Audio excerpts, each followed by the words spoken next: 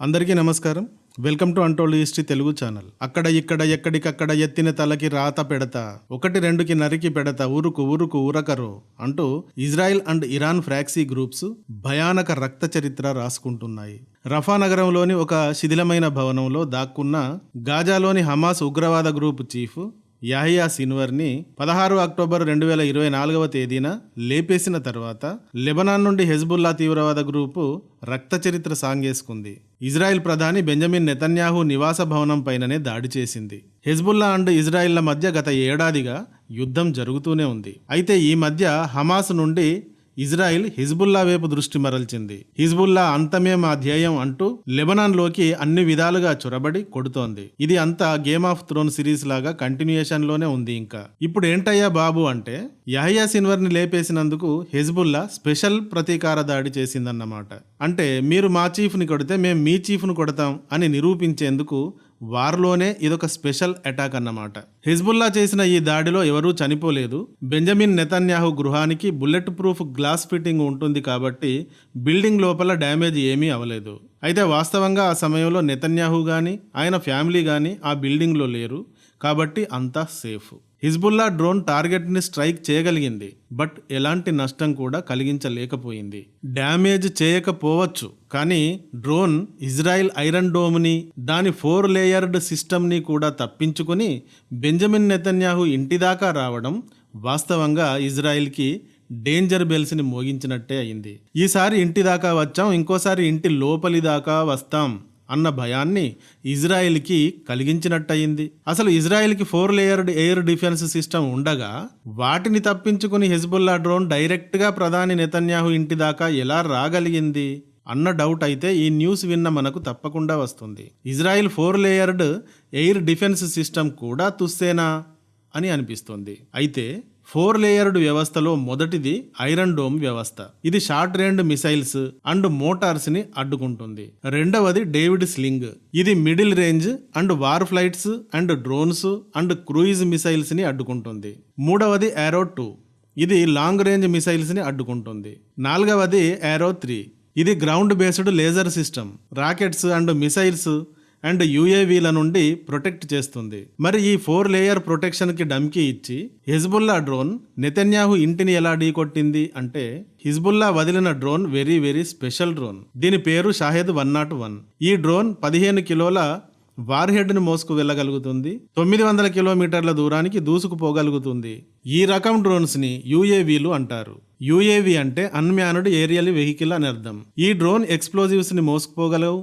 GPS system or satellite or any signal వ్యవస్థల ద్వారా ఇది పనిచేస్తుంది. ఫర్ ఎగ్జాంపుల్, డ్రోన్కి ఏదైనా అది చేయగల టార్గెట్ని ఇచ్చి GPSని సెట్ చేసి వదిలితే అది పర్ఫెక్ట్గా GPS ప్రకారం టార్గెట్కి వెళ్తుంది. ఫీడ్ చేసినట్టుగా అక్కడ విధ్వంసం కూడా సృష్టిస్తుంది. డ్రోన్స్ తమకు ఏదైనా అడ్డుగా వస్తే అవి తమ డైరెక్షన్స్ని మార్చుకోగలుగుతాయి లేదా వార్నింగ్ అలర్ట్ చేస్తాయి. బ్యాటరీ లో అయితే వెంటనే సేఫ్ ల్యాండ్లో దిగిపోతాయి. ఇవి తక్కువ ఎత్తులో ఎగురుతాయి, చిన్న సైజులో ఉంటాయి, డైరెక్షన్స్ని చకచకా మార్చుకుంటూ వెళతాయి. ఇదే మిసైల్స్ అండ్ రాకెట్స్ అయితే స్ట్రైట్గా దూసుకు వెళతాయి. కాబట్టి ఇజ్రాయెల్ 4 లేయర్డ్ డిఫెన్స్ సిస్టమ్ పట్టుకుంటుంది, రివర్స్ అటాక్ చేస్తుంది. కానీ డ్రోన్స్ డైరెక్షన్స్ మార్చుకుంటూ ఉంటాయి కాబట్టి వాటిని పట్టుకోగలిగే టైం కూడా చాలా తక్కువగా ఉంటుంది. కాబట్టి వీటిని 100% సక్సెస్ఫుల్గా పర్ఫెక్ట్గా పట్టుకోలేకపోతున్నాయి. ఈ డ్రోన్స్ అటవీ ప్రాంతాలు, లోయ ప్రాంతాలు, నదీ ప్రాంతాలు మొదలైన మార్గాల గుండా ప్రయాణించడం వల్ల, తరచూ తమ ప్రయాణపు హైట్ ని ఎగుడు దిగుడులు చేయటం వల్ల కూడా ఇజ్రాయెల్ డిఫెన్స్ సిస్టమ్కి జలకిచ్చి లోనికి చొరబడగలుగుతున్నాయి. అయినా కూడా ఇజ్రాయెల్ డిఫెన్స్ సిస్టమ్ పూర్తిగా ఫెయిల్ అవ్వలేదు. వాస్తవంగా హెజ్బుల్లా 3 డ్రోన్స్ ని ఈ షాహిద్ 101 డ్రోన్స్ ని ప్రయోగించింది.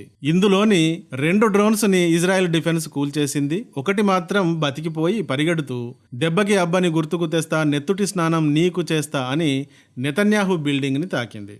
హెజ్బుల్లా జేబులోని ఫేజర్లలోకి దూరి ఎక్స్ప్లోజివ్స్ ని సెట్ చేసి పేల్చగలిగిన వెరీ టాలెంటెడ్ వార్ స్కిల్స్ ఉన్న, ఇంటెలిజెన్స్ ఉన్న ఇజ్రాయెల్ అంత ఈజీగా నెతన్యాహుని టార్గెట్ చేయనిస్తుందా?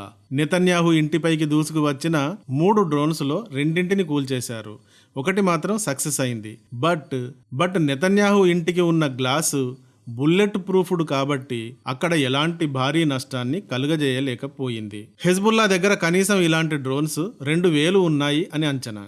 ఈ డ్రోన్స్ ని ఇరాన్కి చెందిన షాహిద్ ఏవియేషన్ ఇండస్ట్రీస్ అనే కంపెనీ డెవలప్ చేస్తూ ఉంది. వీటి స్పేర్ పార్ట్స్ తెచ్చుకుని హిజ్బుల్లాస్ కూడా అసెంబ్లీ చేసుకుంటున్నారట. వీరికి ఇంకేం పని ఉంటుంది?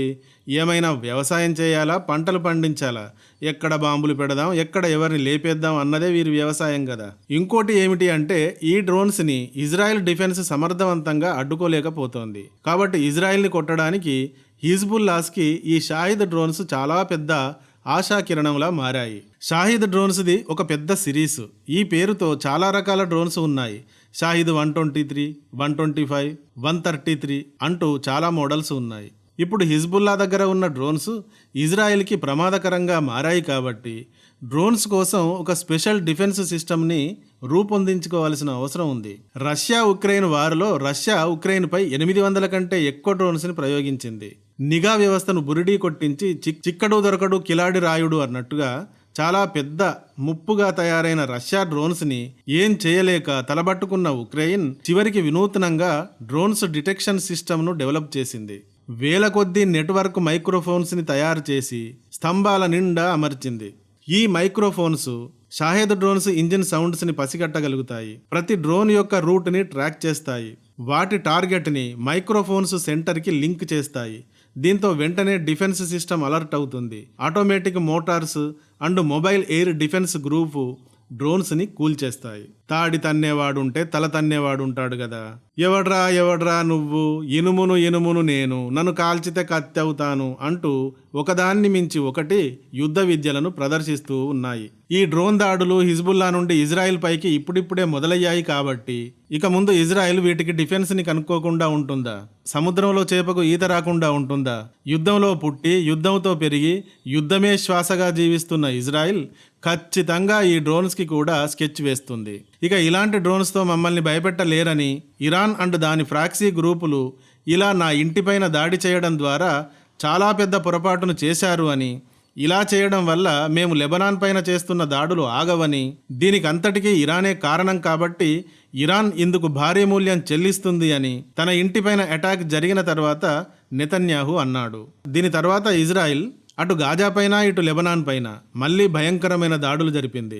ఇలా మిడిల్ అండ్ వెస్ట్ ఏసియాలో రక్త చరిత్ర నెవరెండ్గా కంటిన్యూ అవుతూ ఉంది. ఇక దీనంతటికే ఇరాన్ కారణం కాబట్టి ఇరాన్ ఇజ్రాయెల్ పైకి ఇప్పటికే 180 మిసైల్స్ని ప్రయోగించి ఉంది కాబట్టి ఇరాన్ పైన రివెంజ్ తీసుకోవాల్సిన అవసరం ఉందని ఇజ్రాయెల్ బలంగా చెప్తోంది.